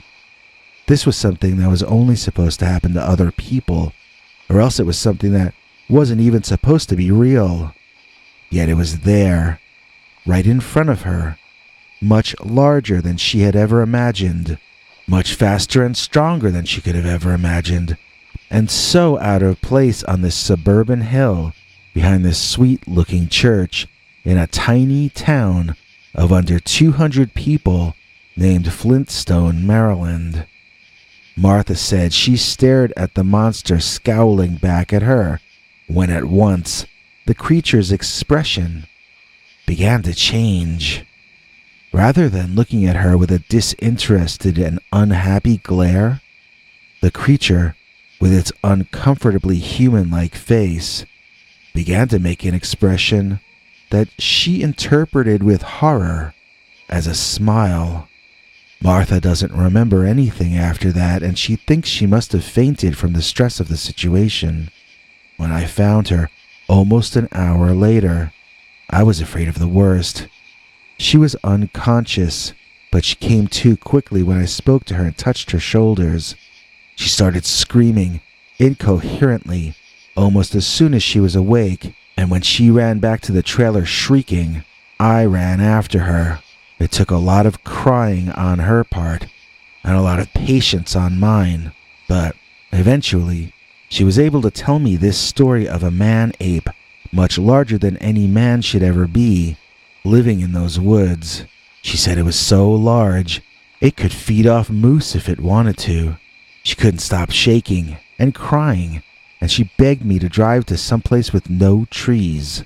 I couldn't believe I was hearing my wife of all people say that, but I was to get used to it soon. My wife is not only no longer a nature nut, she's genuinely afraid of the woods, and she doesn't even seem comfortable when we walk through the park any longer. We've moved to an East Coast city, and in my opinion, she's miserable here. I feel she yearns deep down to return to nature, but her paranoid fear instilled in her by that caveman thing makes that impossible. In my opinion, what my wife saw was Bigfoot. She says it was too large to be Bigfoot, but it sounds an awful lot like that is what she is describing. She thinks it was a man of the hills. She now thinks that proto-humans live in the woods of North America. She feels she saw the missing link between chimpanzees and human beings. It's not something I could talk her out of. She believes this very strongly. She reads and listens to everything she can find about Bigfoot since then, but I wish she wouldn't, because it only seems to make her more frightened. She will still have nightmares and still wake up crying at least once or twice every single month. The way she describes what she encountered, it's almost like Mighty Joe Young, but with a more humanoid face. I have no doubt that whatever she ran into, it was something very real, because her life and mine were changed irrevocably on that day. But I still wonder what it really was that my wife met on that lonely hill on that fateful dawn. What is the actual identity of the Flintstone Bigfoot?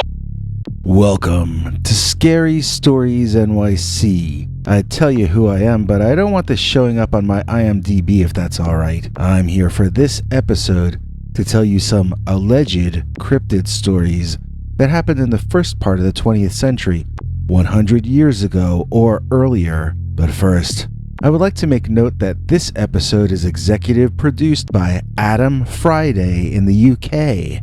Thank you, Adam. We couldn't do it without you. If you'd like to be a Scary Stories NYC executive producer just like Adam Friday, just become a paid subscriber at peterbernard.com. You get a new secret uncensored story each Sunday, one that we could never tell on this channel. But if it's not in your budget, you can still help us out a lot by liking the video, leaving nice comments, or sharing our videos. What is Dogman? An animal? A monster? A prehistoric or extra-dimensional entity? A figment of our collective imagination? Well, have you ever considered the possibility that Dogman is a harbinger of doom? Dear Scary Stories NYC, have you ever heard a story about Dogman being a harbinger of doom? This was told to me by my friend who claims his grandfather told it to him, but it's actually a story about his great-grandfather's brother. The name of the character in the story is Uncle Turtle. I don't know why, but that was his nickname, and the family tells a number of stories about Uncle Turtle's adventures and misadventures. Apparently, he was a traveler of the world and a womanizer, and so once they start telling Uncle Turtle stories, the family could sometimes continue on into the night. This is one of the stories about Uncle Turtle seeing signs and portents, which he interpreted and reacted to. The family is said to have only survived into the modern day because of the foresight of Uncle Turtle and his ability to read the underlying language of reality.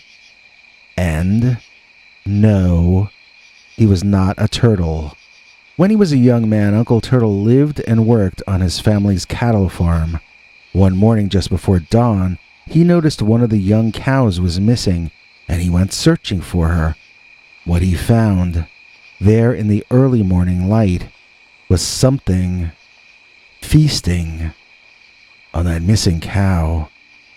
It was a creature so large that it made the cow appear small, and the thing had a head that looked more like a wolf's head than anything else. He thought, in the darkness, that it must be the largest wolf he had ever seen. Uncle shouted and waved at the dog-headed creature to get it to go away.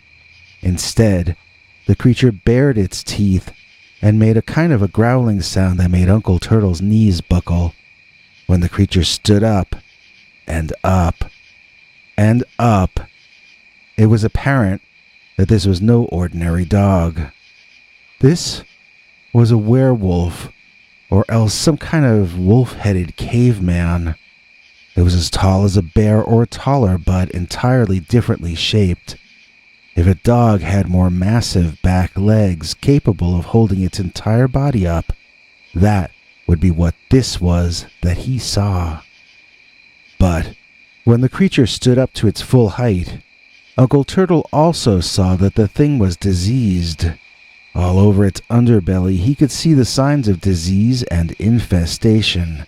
He may have taken the young cow, but he would be taken himself soon as well. Uncle began to slowly back away from the monster and its prize, and the next day, after it had left, Uncle went back and he burned those remains. That summer and fall were the worst ever for their family farm, and Uncle Turtle's sister grew ill. She did not survive until spring, and Uncle, being a believer in signs and portents, felt certain that it was all somehow related to that hideous, dog-headed man he had seen just before the illnesses struck.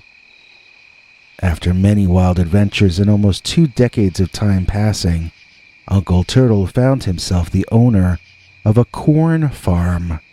By that time, he had a wife and 2 sons of his own. And on a late summer morning, just before dawn, Uncle once again saw the Dogman. It was eating something off in the distance. He couldn't see what, and he didn't really want to know. The creature was past the last row in the cornfield, technically on his neighbor's land. It looked so much like the thing he had seen when he was younger that he started walking closer to get a better look and be certain. That seems like a pretty crazy thing to do, because if he felt it was a harbinger of doom, you would think he would want to keep his distance. I guess it was the kind of thing where he was the patriarch of his family, and he wanted to protect the others, so he was willing to put himself at risk for their sake. I guess it must have been selflessness, which is something that used to be far more common. As he approached the monster, its pointed ears stood up on end, and its eyes flashed a yellowish golden color. He saw its lips pull back to reveal massive teeth. He could feel that familiar growling sound that made his knees feel as though they would collapse beneath him. And then he saw the creature begin to stand up. Just like in his youth, he watched as the monster rose and rose, higher and higher on its hind legs, just as though it were more man than dog. It had the height of a basketball player and the width of a football player. American football, that is. The dog thing raised its front legs up like arms and displayed its dagger claws and massive hand-like paws. Its chest was wider than a man's entire body, and its face looked fiercely angry, savage and feral. According to Uncle, it had to be the same creature because once again, it was ill all over its underbelly. This one, just like the one decades earlier, looked as though it might have only had days to live.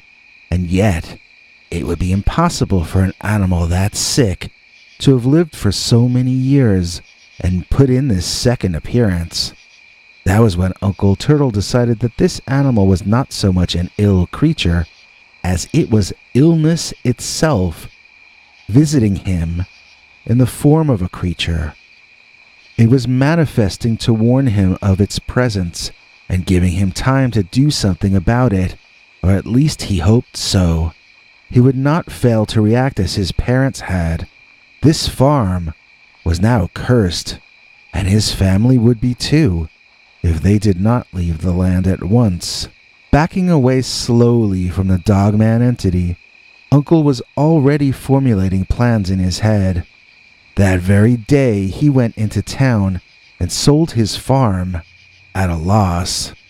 He moved his family hundreds of miles away to a tiny apartment in a large city, and he used the money he had made selling the farm to start his life over in a completely different business. Uncle was certain that if he had stayed on that farm, it would have brought death and doom to his family in some horrible way. I am certain, as are all his descendants, that his moving was the single most fortuitous moment in their family's long history. Not only did both of his sons live into old age and have children of their own, but he and his wife were blessed with 2 girls while living in the city. The business Uncle started in that city, which was built up by his sons, is still the main source of wealth in their family. It's simply impossible to underestimate the impact of the appearance of that Dogman on that particular morning to that particular family. Who knows what their history would have been? Who knows if my friends who told me all this would even have ever been born if Uncle Turtle had not had 2 separate but equally terrifying Dogman encounters that convinced him Dogman is a harbinger of doom. And now, have you ever wondered what Dogman eats? We all tend to assume that Dogman is on the carnivore diet, but every dog I've ever known ate anything it could manage to chew and swallow. I had a dog once who liked pretzels, so why wouldn't Dogman also be an omnivore?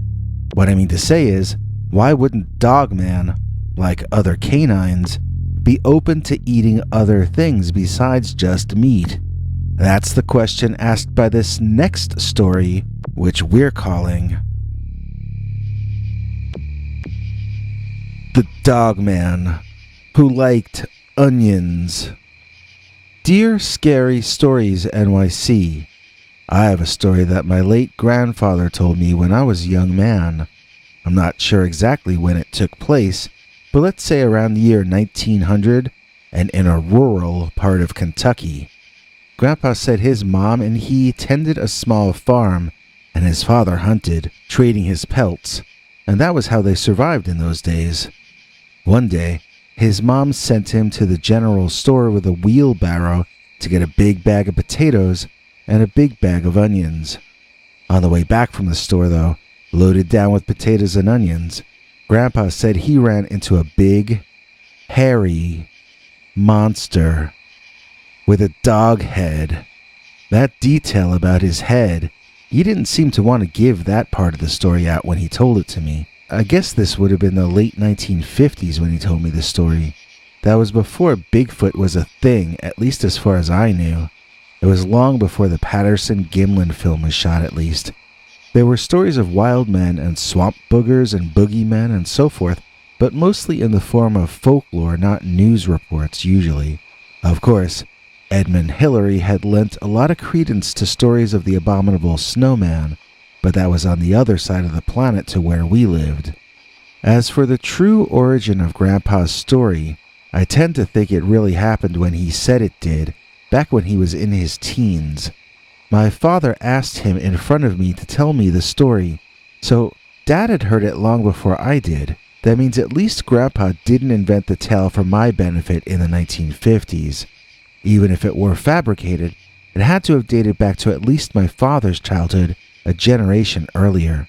Since the story doesn't end like a bedtime story, or like one of those tales you tell to kids to warn them of something, I kind of think it was what he said it was, a weird anecdote about his encounter with a strange dog-headed, hairy man-like creature back about 115 or 120 years ago as I'm telling it to you.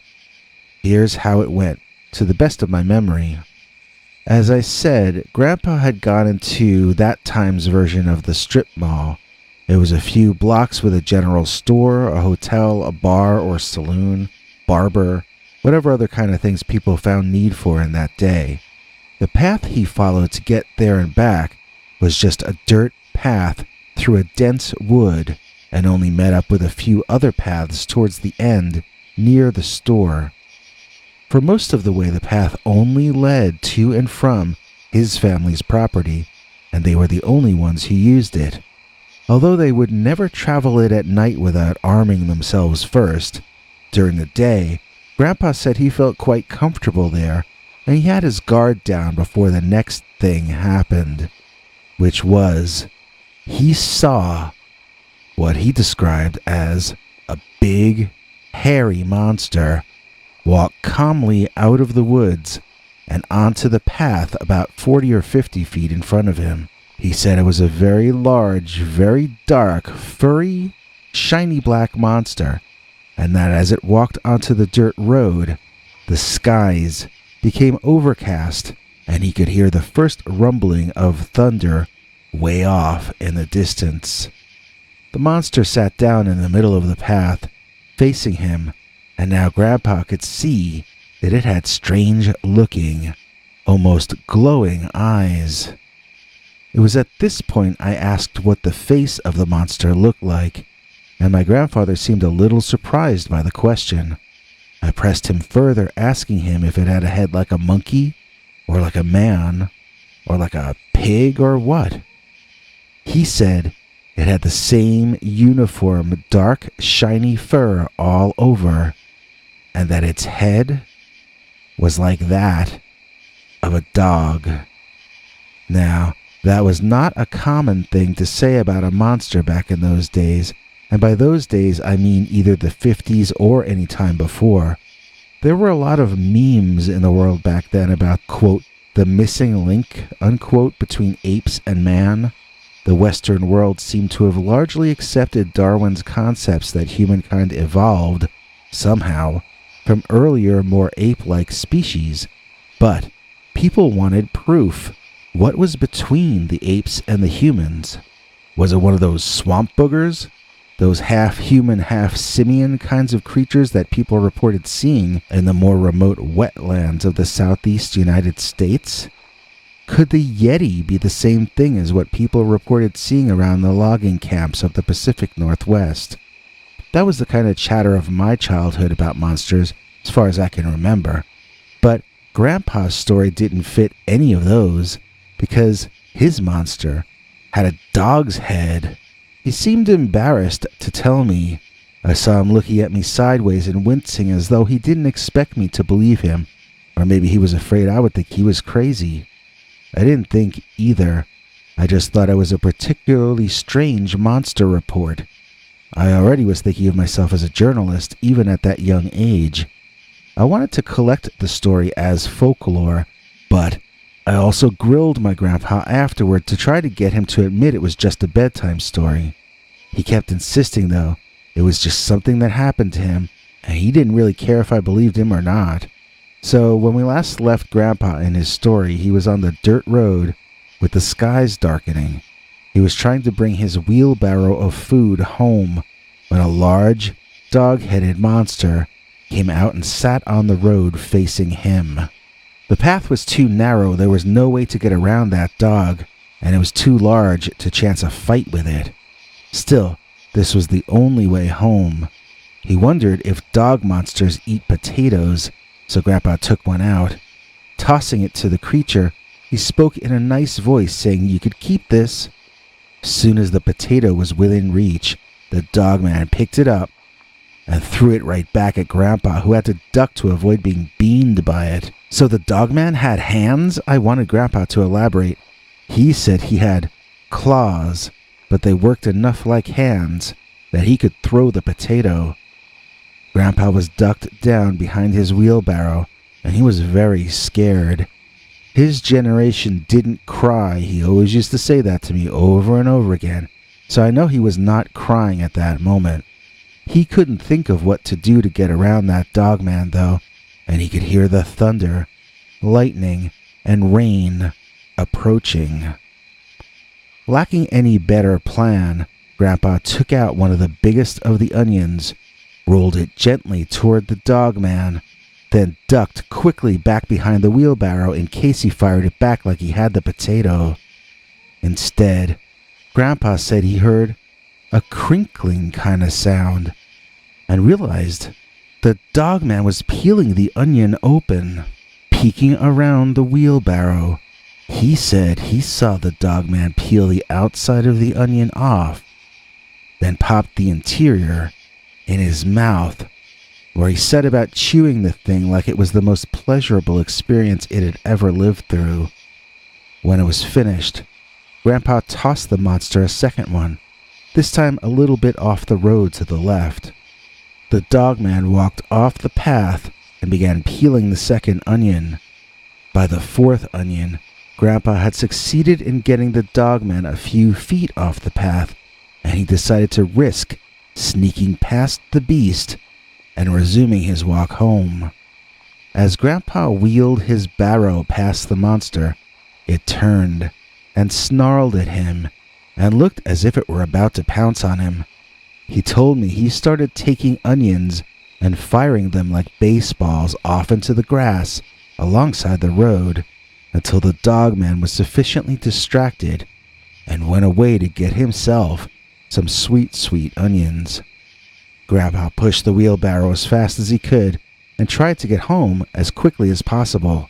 It was very tiring, so at one point he needed to take a break to avoid overheating. When he did, though, he heard the Dogman coming up the road behind him, and he realized it had already finished all those onions. Taking another bunch of onions and laying them in a pile in the middle of the path, Grandpa took off again and made it the rest of the way home. You know, the thing that strikes me most about this Dogman loving onions so much is that I thought garlic and onions were supposed to ward off supernatural monsters. I didn't know it was something they would enjoy as a snack. When Grandpa got home, his mother was very unhappy with him because a full third of all the onions were missing. He said he told her the truth about what happened, but he got punished anyway because that meant that everyone would now get fewer onions that month. Everyone, that is, except the Dogman, who liked onions. And now, get ready for an all-new, completely uncensored, slightly bloody, and absolutely terrifying new Dogman story. Oh, wait. YouTube won't allow me to tell you stories like that on this channel. If you want to hear that, you're going to have to go to peterbernard.com and sign up for our paid subscribers club. You can choose any price you can afford for a 1-month subscription, and then every weekend, we tell you a story YouTube would never allow us to tell you on this channel. See you this Sunday for an all-new, very scary, completely uncensored Dogman story. I'd like to take a moment to say that if you have a scary story you'd like to tell us here, you can write Peter at peterbernard.com, or you can call our new Scary Stories hotline number and leave it to us in the form of a voicemail message. It's easy to remember. 804-LESCARY. That's 804-LESCARY, or 804-537-2279.